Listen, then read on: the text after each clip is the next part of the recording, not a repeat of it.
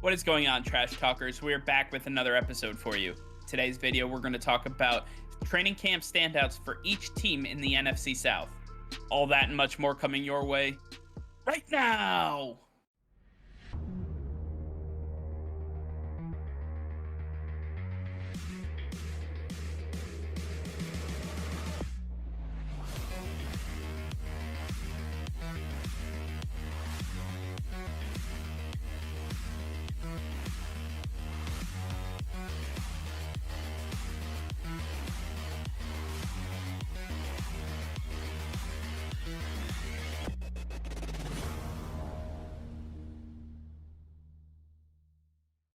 All right, Nick, as we continue this series, we're going to be talking about the NFC South and talking about the standout players that we've seen from training camp from each of these four teams. And I want to start off with the New Orleans Saints. The New Orleans Saints have gone through a very interesting offseason where this is the first time that they don't have quarterback Drew Brees coming back under center. So a lot of fuss has been made about the quarterbacks and who's going to be starting. So I want to take a look at some of the training camp standouts and hopefully give some Saints fans a peace of mind.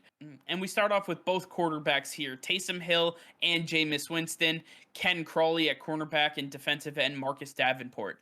Out of these players, who do you think is going to make the biggest impact for the Saints moving forward? I could talk about the quarterback battle that's going on between Taysom Hill and Jameis Winston, but I'm not. I'd rather focus on Marcus Davenport, who is taking over a massive role on this defense. And with him doing extremely well in training camp, I'm looking forward to everything that he's doing for the Saints defense this season. They lost Trey Hendrickson. Cam Jordan's got to have another running mate on the other side of the field that can get edge pressure and get to the quarterback. He wants another pairing like Trey Hendrickson, and Marcus Davenport can be that. Marcus Davenport has not lived up to his potential since he was drafted by the Saints a few years ago, and now that he's starting to produce in camp, I expect him to continue this going to the regular season. I think that the Saints defense can hold strong if Marcus Davenport can continue the edge pressure that Trey Hendrickson is leaving behind. I'm going to continue to watch out for Marcus Davenport throughout the rest of training camp and going in to the regular season. Next up, we have the Carolina Panthers, and the standouts that I've heard from them include Omar Bayless at wide receiver, Shi Smith also at wide receiver, and guess what?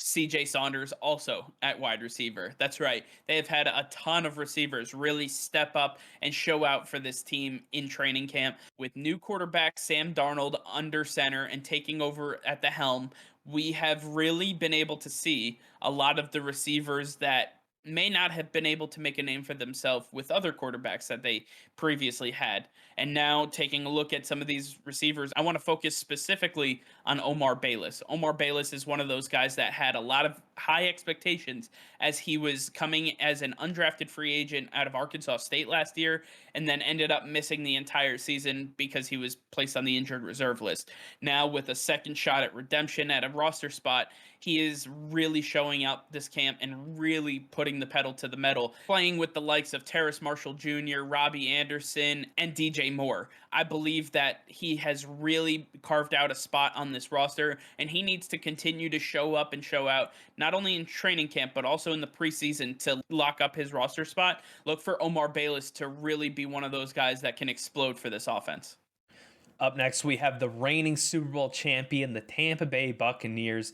And the team that doesn't have a hole continues to have even more standouts, starting with rookie Joe Tryon at defensive end, running back Keyshawn Vaughn, and cornerback Ross Cockrell. I want to talk about running back Keyshawn Vaughn, a guy I really liked coming out of the draft last season. He just did not live up to his hype, live up to his potential last season. As he was playing with Tom Brady, I thought that he would be his James White, but in fact, it was other running backs who took that role, as Keyshawn Vaughn had some issues reining the ball in from Tom Brady. Now it seems like he's working through those issues. He's getting accustomed to working in this system, and now with the addition of Giovanni Bernard, he has even more motivation to go out and prove himself, as he could be a potential roster cut. But from the looks of it, Keyshawn Vaughn is doing everything in his power. But so far, Keyshawn Vaughn has been doing everything right, as he's been working extremely well in this offense. He's been hauling in his catches, not having too many drops, and his running ability out of the backfield has improved greatly from last season. Expect Keyshawn Vaughn to really make a competition out of it with Giovanni Bernard as the receiving back for the Tampa Bay Buccaneers. And then finally, we have the Atlanta Falcons. The Falcons made a ton of headlines this offseason when they offloaded wide receiver Julio Jones in a trade with the Tennessee Titans, trying to get some of that salary cap back after the whole Thomas Dimitrov situation. And now the Falcons find themselves in sort of a rebuild, but they've had some players really step up and really going to help this team compete as Matt Ryan still sits under center and can take the helm for this team. We've seen players like Michael Walker at linebacker, Jalen Mayfield, the offensive tackle, and cornerback AJ Tyrell really step up. But I want to talk specifically about AJ Tyrell. AJ Tyrell is one of those cornerbacks that came out last year and really had a lot of hype on him. And then he kind of fell short last season, especially when it came against some of the bigger competition in their division, when he had to face up against Chris Godwin, Mike Evans with the Buccaneers, when he had to face against DJ Moore and Robbie Anderson with the Panthers, and Michael Thomas with the Saints. He had a really lackluster season and left a lot to be desired, but so far this training camp, he seems to have fixed a lot of the mistakes that he was making, a lot of the simple mistakes that are really nuanced but can really carry a high value for when you're trying to stop some of the biggest and best wide receivers in the NFL. So I like AJ Terrell and what he's been able to do with the Falcons so far. I look for him to be a major contributor for this defense moving forward, and I like what the Falcons have in this young cornerback.